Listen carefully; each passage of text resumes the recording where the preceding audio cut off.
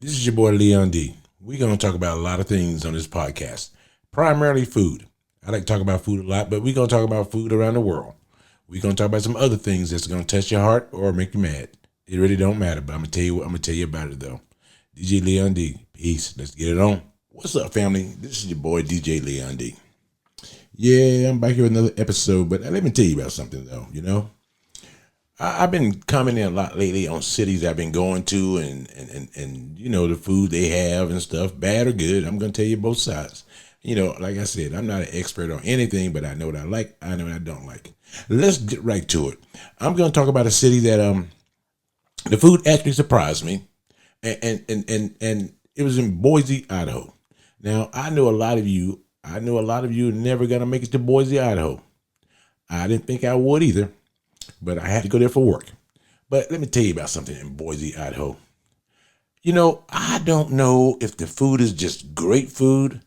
It doesn't rank up there with like Charleston and LA and, Austin, Texas. It doesn't rank up there like that.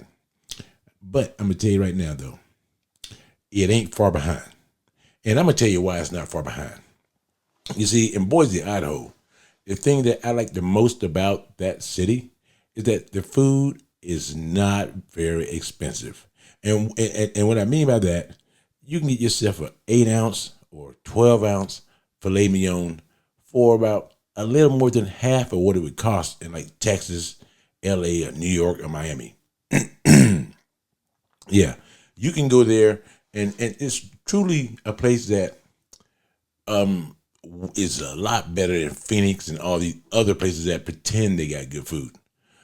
And Boise don't go out and have a lot of food that's not Idaho food.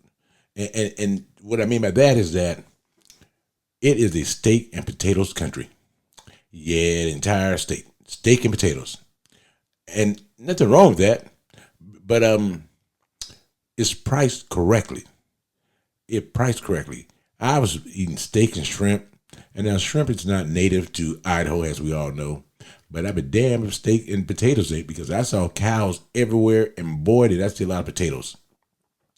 So when you go, when you're out there and you look at food and the price kind of changes your taste buds a little bit, because when you got a cheap price, food tastes a little better. Now, cooking a steak is not difficult by any means at all. Cooking one to perfection is difficult. And when you go out there and you say, I want medium well or I want rare or whatever, they do it the way you want it. And, something that would cost 60 or 70 bucks or maybe $100 out there, it's like 2/3 of the price.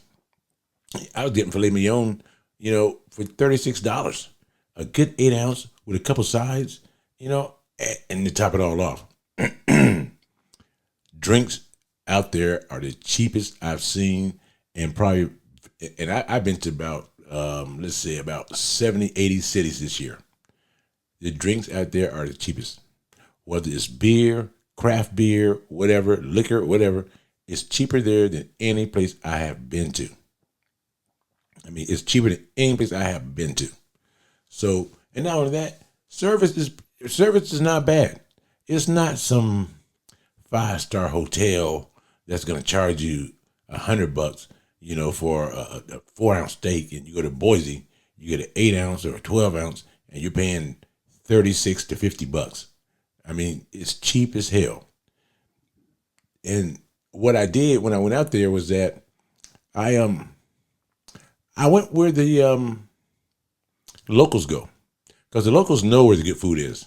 You know, we when you stay in certain hotels, especially like upper class hotels, they want to direct you to either the restaurant in their hotel or some other expensive ass restaurant, and you're not getting anything more, anything better for it.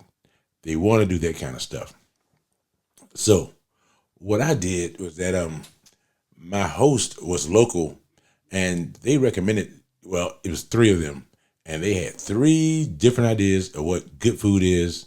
One went by the fact that you know it's a place that he likes a lot, but they had a lot of food that was kind of like French food, and I didn't see a lot of French people running around Boise, Idaho.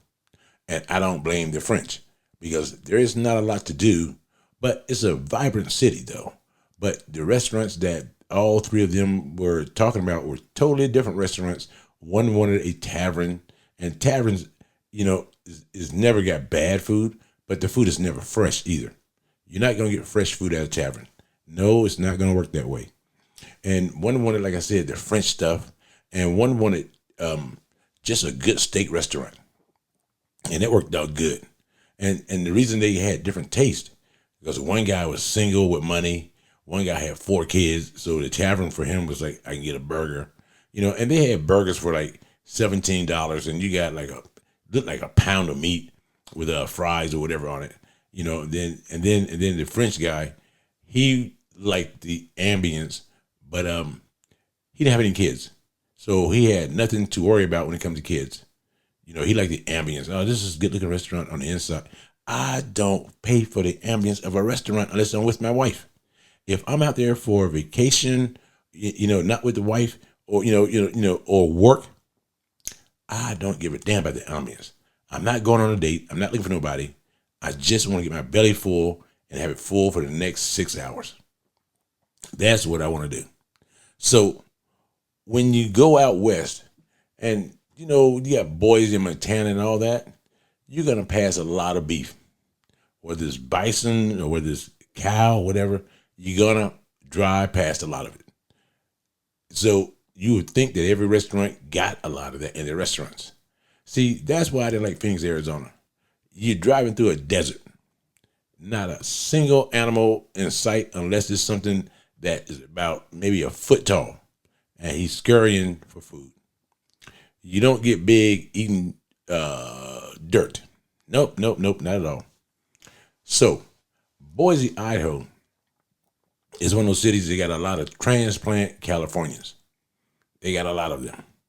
But here's the good thing about it. The house prices are crazy. The house prices are like California prices almost. But the food isn't. The food prices are like something you find like in the South. And be honest about it, I think their food is cheaper than food in the South. It's damn sure good. Now, they don't have the variety. Because remember what I told you, they got a lot of potatoes. So you don't see a lot of rice offerings out there. But you see potatoes everywhere. So every place I went to, when you go get a sandwich, and now I love a good deli sandwich. But I'm also partial to getting deli sandwiches on the East Coast. Because California, you can't get a deli sandwich. It's going to look too pretty with stuff on it you don't care about, you don't want to pay for, like avocado, guacamole. I don't like paying for that kind of stuff. That's a West Coast or a Tex-Mex thing. Matter of fact, I'm not even going to say it's Tex-Mex. It's a Mex. Definitely a Mexican dish. So I don't want to pay for something like that. But in Boise, they have their own sauces, like bolognese sauce, and they have their own little sweet sauces and stuff. And actually, I really enjoyed it. It's one of the few places that you can go to, and in Boise that you can go to, and you will be full at breakfast, you will be full at lunch, and you will definitely be full at dinner. I really enjoyed out there and stuff, and all the food was great because everybody has the price point or mentally what they think they should pay for a meal. Well, no, that's a lie. Most women don't. Every guy do. Unless you were born into money, it's like me. I don't want to spend more than $15 to $20 at the very most for a breakfast.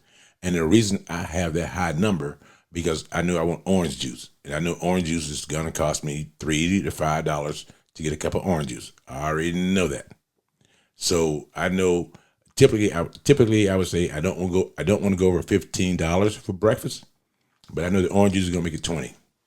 And I know with a good lunch, I'm not going over $20 for a good lunch, because a sandwich or a lunch meal should not cost more than that. A dinner, that's a different story. I might go splurge on a dinner. I have no problem spending $50 to $70 on a dinner if it's good. I have no problem at all. But I'm not spending $50 to $70 on pasta. That's sure as hell not going to work. Some people don't mind a good Italian meal. Well, pasta is just dough and tomato sauce. It doesn't take long to cook. It doesn't take long to make. It takes a long time to cook it if you're cooking something like lasagna, something that has to be in the oven for an hour or hours. So like I said, I have the price point. Man, I know that I'm not gonna spend more than $100 total for the entire day when I gotta eat out 3 times a day. That's why I stay in Embassy Suites, because you get a free breakfast. But anyway, my point is, we had good meals, no complaints, and we watch the people prepare our food. They were very clean, no problem, no attitude like in Atlanta. They didn't have no attitude, and they were happy to see us, and they made us feel happy to see them and eat their food. That's how it worked.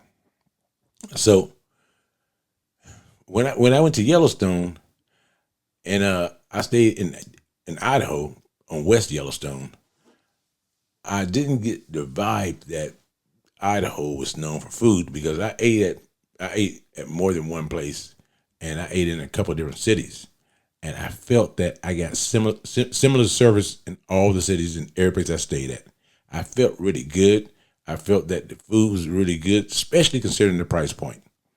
And I didn't feel like I feel when I go to a lot of these cities that thrive on tourists or take advantage of tourists.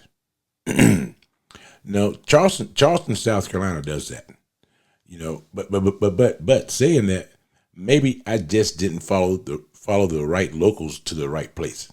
So that could have been the place too. I mean, that could have been the problem as well.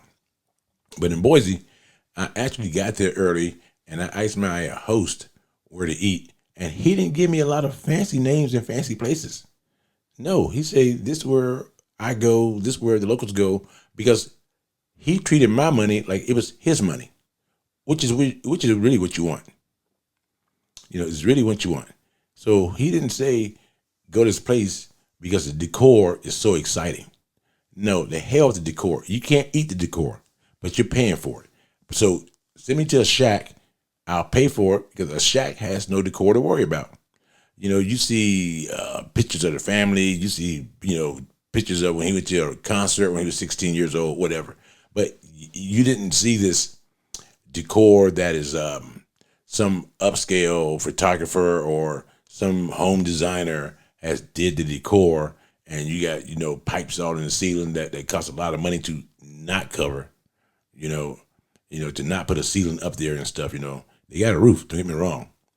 And Boise, believe it or not, had more microbreweries than I would ever imagine.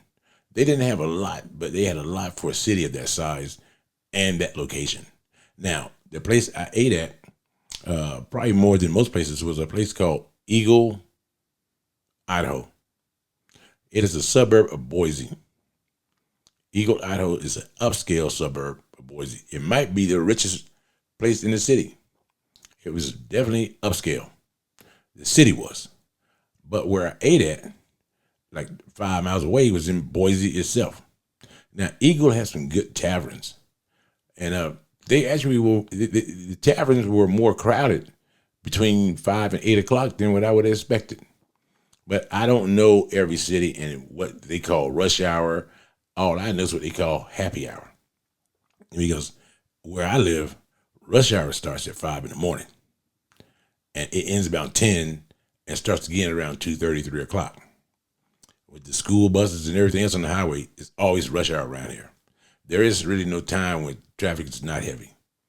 But in Boise, traffic was never heavy when we was going out to eat. And a couple places we went to, the general manager actually came out and delivered the food himself or herself. And they always had a short conversation. And it wasn't just to like my table, or because I ordered the most expensive thing on the menu, which was not very expensive. It was because they wanted the feedback and interaction with the customers. Now, that's a great restaurant. When the general manager, you can see, having sincere care. Because when she asked me, she said, hey, how's it going? I didn't say great. What I said to her was, I'm waiting to get another refill I had it within 10 seconds. She turned her head around, and the waiter immediately ran out with a refill. She didn't do it just for me. She did it for every table that she went to, because it was the busiest time of the day, and she came and helped out. Now, I don't know if it was because she's that way or he's that way, or maybe they were short of employees and they decided we gotta go help out the restaurant, which is the way I do things and the way I would have wanted it done. But and the other thing too about Boise, they don't come out there with a suggested tip. No, they said, "Here go what your bill is," and they said, "Put down the tip you want to." They didn't give you, "Here go what 15% is. Here go what 20%. Here go what 20% is." They didn't talk to you like you're stupid. Everybody who's got a credit card know what a percentage is, and because a lot of places don't give you options on percentages. I say, "Hey, I just want to put down what I think that person did. If my meal's $50 and I think you did $20 worth of work, I'm giving you $20. If I think you did $5 worth of work, I'm giving you $5. I don't need for a machine to come tell me, well, this person spent $100, so the recommended tip is $15. Or I don't have an option. And actually, I'm gonna tell you in my next video about how the options work nowadays, especially in a couple of cities I went to recently as well. But they just said, put down what you think the person deserves. And I asked the person up front, do you have to share your tip? And they said, only with the bus staff, but they only get half of it. I said, okay, I'm giving you cash, and you can decide what half you want to give to them. Because if I put on the credit card, they're going to get half. Because they did a good job. They took care of me. And that was every place I went to in Boise. It was not a one place I had great service. Every place I went to, I had almost great service. They were very friendly, very nice. And it wasn't like they were all young people. Well, most of them were. But I had a lot of older people as well. I guess they ran from California too soon and forgot to bring the money with them. So now they're working in Boise. And Boise has some places that are super cheap. But I didn't really get to any of those because those was on the other side of the city. So I didn't really get to a lot of those. But my whole point was, if Boise can sell the food for what they sell it for, why can't everybody? Why can't everybody? Everybody is too busy trying to get rich off, the tourism. You're not going to do it. Because if your price gets out of control, tourists like me, people who travel, are going to tell other tourists. That is just the way it works. We are going to tell others so they do not go to your city or your restaurant. So that's how it works. And that was my experience, and a really enjoyable experience. And I have it's kind of funny that I was didn't really want to go to Boise.